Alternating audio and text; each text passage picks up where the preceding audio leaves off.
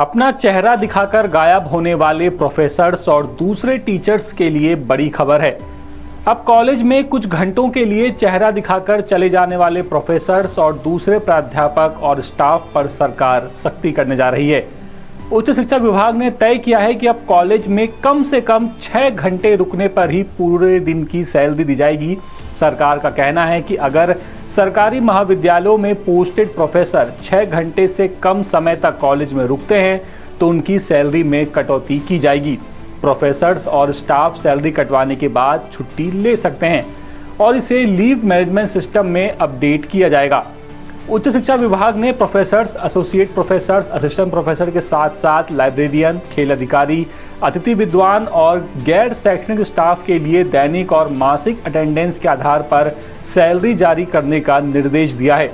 निर्देश में कहा गया है कि मंत्री इंदर सिंह परमार ने इस मामले में सख्त निर्देश दिए हैं। साथ ही कहा गया है कि पहले भी जारी निर्देशों में सैलरी का भुगतान सार्थक ऐप पर दर्ज अटेंडेंस के आधार पर जारी करने का निर्देश दिया गया था।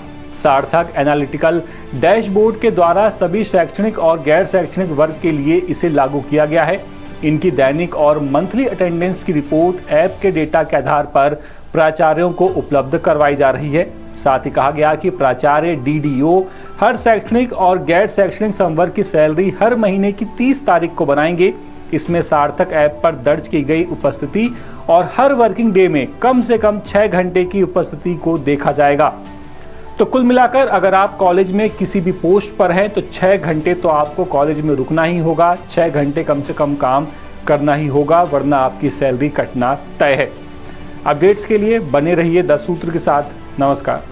लेटेस्ट, इन्वेस्टिगेटिव और इन डेप्थ खबरें देखने के लिए ज्वाइन कीजिए 10 सूत्र का व्हाट्सएप चैनल, सब्सक्राइब कीजिए यूट्यूब चैनल, लाइक कीजिए फेसबुक पेज और पढ़ते रहिए वेबसाइट www.dasudr.com।